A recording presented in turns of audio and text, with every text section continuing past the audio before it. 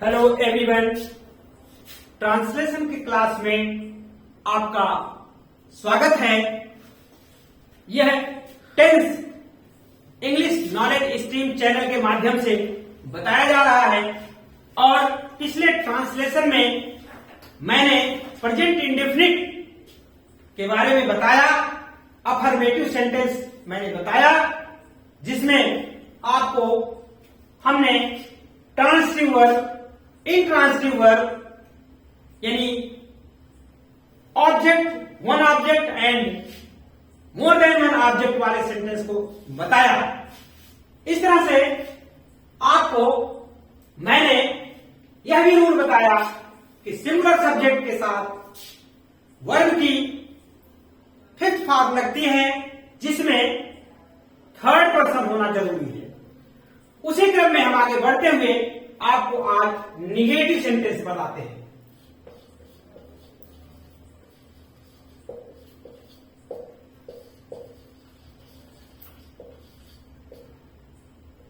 Negative sentence वह sentence होता है जिसमें नकारात्मकता का भाव झलकता है। उसमें आप देखेंगे तो हर सेंटेंस में नॉट का प्रयोग होता है, लेकिन प्रेजेंट इंडेफिनिट में जो रूल होता है उसमें नॉट के साथ डज और डू का भी प्रयोग होता है। इसका हम रूल आपको बताते हैं। पहला रूल जो है,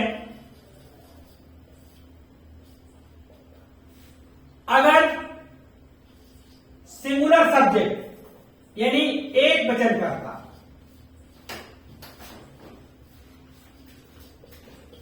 और वो थर्ड पर्सन, मैंने थर्ड पर्सन के बारे में आपको बताया था, फिर बता दे रहे हैं कि अगर पर्सन की जानकारी आपको नहीं है तो हमारे ग्रामर वाले चैनल में प्रोनाउन में जाएंगे तो पर्सनल प्रोनाउन में ये पर्सन की जानकारी बहुत विस्तार से दी गई है।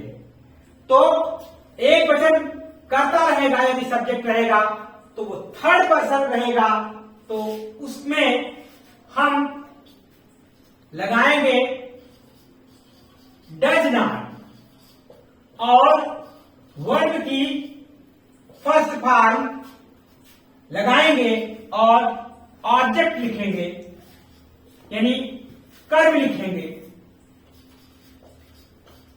इस वर्ब को आप हिंदी में जान लें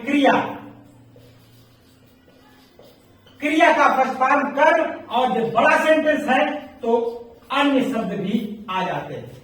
तो यह स्ट्रक्चर है आपका। एक वचन करता रहेगा, वो थर्ड पर्सन में रहेगा, तो उसके साथ डज नॉट लगाएंगे और क्रिया का फर्स्ट फॉर्म यूज करेंगे, यानी मूल रूप रहता है, उसमें कोई रूप नहीं रहता है, और ऑब्जेक्ट लगाएंगे यानी कर्म लगाएंगे, और बड़ा वाक्य है तो उसमें अन्य शब्द, वाक्यांश जो आएगा उस पर जोड़ देंगे, अन्य शब्द को लिख देंगे। जैसे वह प्रतिदिन स्कूल जाता है। तो इसमें सबसे पहले सिंगुलर सब्जेक्ट देखिए, वह, ही। स्कूल जाता है, ये अफर्मेटिव है, इसमें स्कूल नहीं जाता है, स्कूल नहीं जाता है।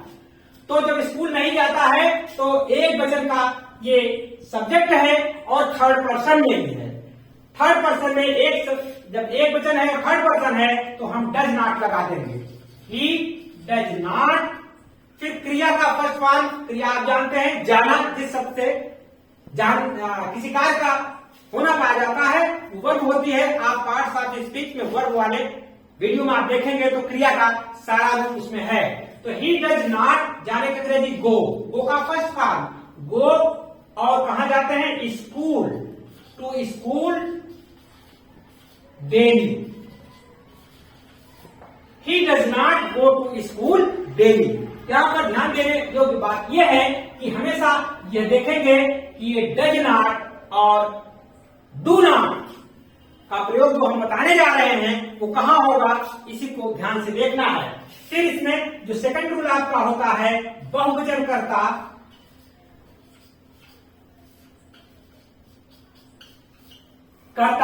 और उसके बाद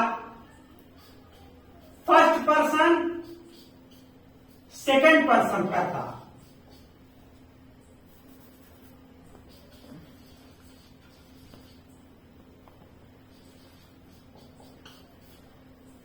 बहुवचन रहेगा कर्ता अथवा फर्स्ट या सेकंड पर्सन का कर्ता रहेगा, यानी first person I second person you.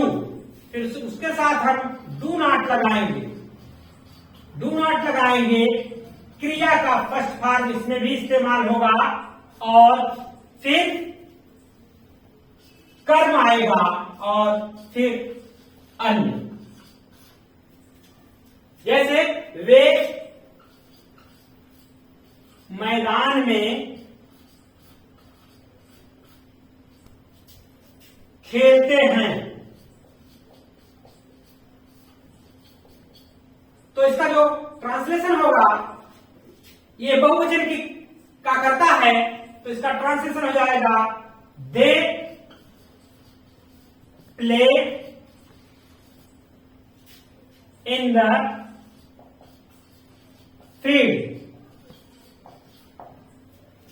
फिर ये बहुवचन करता रहा।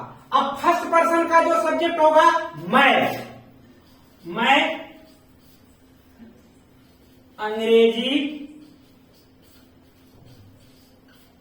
प्रतिदिन पढ़ता हूं। अब यहां पर देखिए, ये फर्स्ट पर्सन का सब्जेक्ट है तो यहां पर हो जाएगा आई रीड। अब यहां देखिए, सॉरी, हम थोड़ा सा बताना चाहते हैं कि ये निगेटिव सेंटेंस है, ये अफर्मेटिव है। जब इसको हम करेंगे निगेटिव में तो वे मैदान में नहीं खेलते हैं। थोड़ा सा हम चाहेंगे कि इसको हम आपको फिर से रिपीट कर दें ताकि आपको स्पष्ट हो जाए। ये निगेटिव सेंटेंस चूंकि चल रहा है, इसमें निगेटिव होना चाहिए, तो यहां हम निगेटिव बना देते हैं। थोड़ा सा स्पेस कम पड़ जाएगा, इसलिए हम इसको क्लीन कर देते हैं। फिर से हम आपको बता देते हैं। जैसे निगेटिव सेंटेंस में आपको वे मैदान में नहीं खेलते हैं,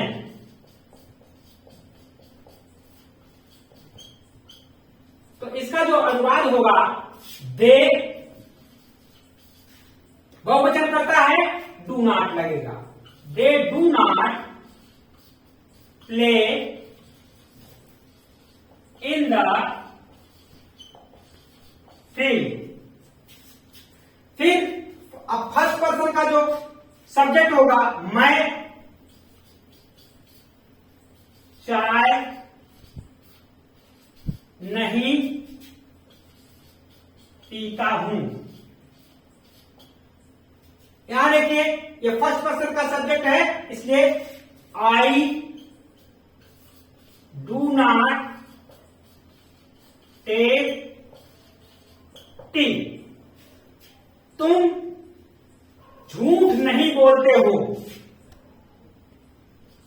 तुम झूठ नहीं बोलते हो। तो you do not tell a lie.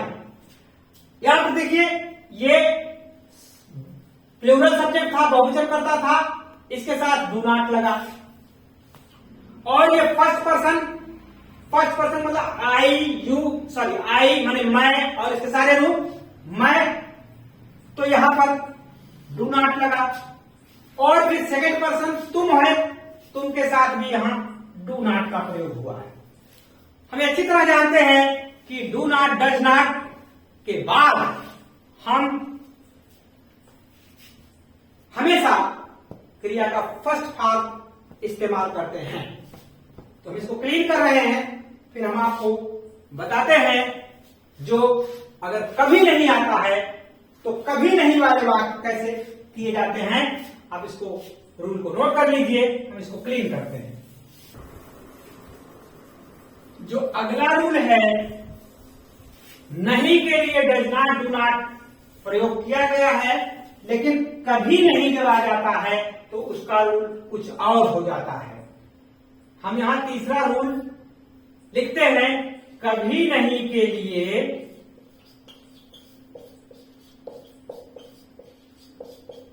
Never का प्रयोग करते हैं।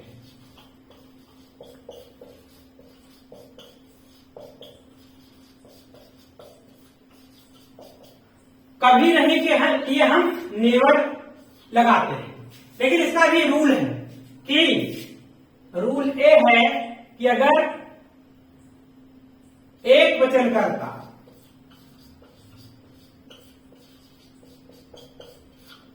और थर्ड पर्सन रहेगा, वही रूल, तो नेवर लगाएंगे और क्रिया की पांचवी फॉर्म यानी SEIS लगा हुआ फॉर्म लगाएंगे और फिर कर्म लिखेंगे और अन्य लिखेंगे। जैसे वह झूठ कभी नहीं बोलती है। यहां पर ये थर्ड पर्सन है और सिंगुलर नंबर है और थर्ड पर्सन है, तो सी अब यहां नेवर लगाएंगे। डज नॉट, डू नॉट का प्रयोग नहीं करेंगे। सी नेवर, झूठ बोलने की अंग्रेजी टेल, और यहां टेल में क्रिया का ये पांचवा रूप है तो टेल्स हो जाएगा। सी नेवर टेल्स ए लाइन। ध्यान देने योग्य बात है कि सिंगुलर सब्जेक्ट रहेगा, थर्ड पर्सन रहेगा, तो उसके साथ नेवर के साथ डज नॉट, डू नॉट का प्रयोग नहीं होगा, नेवर ही होगा।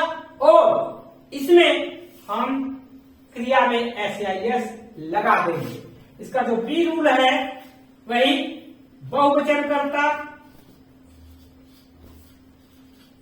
करता रहेगा अथवा फर्स्ट पर्सन या सेकंड पर्सन का प्रोनाउन, प्रोनाउन नहीं, सब्जेक्ट, तो इसके साथ हम नेवर लगाएंगे और क्रिया की पहली फॉर्म का प्रयोग करेंगे उसमें, और बाकी सारे रूल्स वैसे ही रहेंगे। वे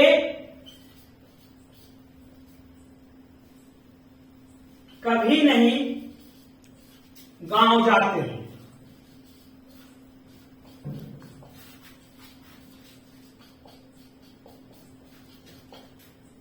दे never go to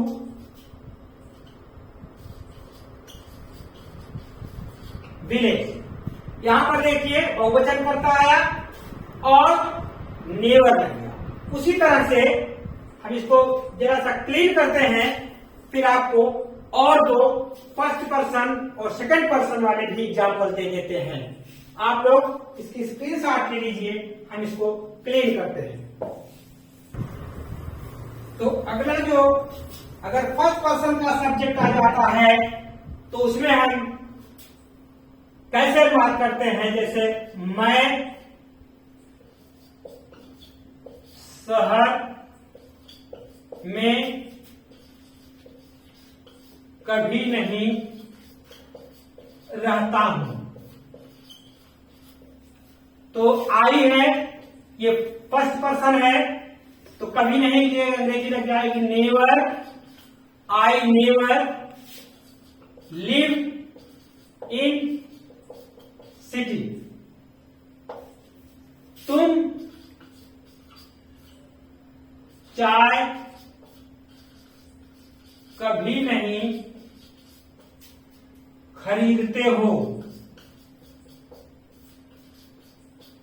you second person आया, वही नियम, यू नेवर बाई टी। अब कभी कभी हम देखते हैं कुछ वाक्य ऐसे होते हैं स्पेशल जिसमें वो नॉट नेवर का प्रयोग नहीं होता है, फिर भी वो निगेटिव हो जाता है। जैसे मैं कुछ नहीं जानता हूं, मैं कुछ नहीं जानता हूं। इसका अनुवाद होगा आई डू नॉट नो एनीथिंग। ये तो है, लेकिन इसको ऐसे भी हम कर सकते हैं आई नो नथिंग, या आई डू नॉट नो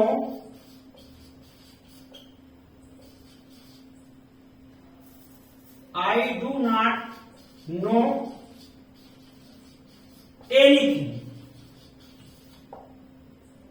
इस प्रकार नो वन, नथिंग, नो बडी, ये हम विशेष वाक्य जब पढ़ाएंगे लास्ट में आपको बताएंगे। लेकिन निगेटिव के जो रूल्स हैं यही सारे रूल्स हैं, आप इसको देख लीजिए और नोट डाउन कर लीजिए।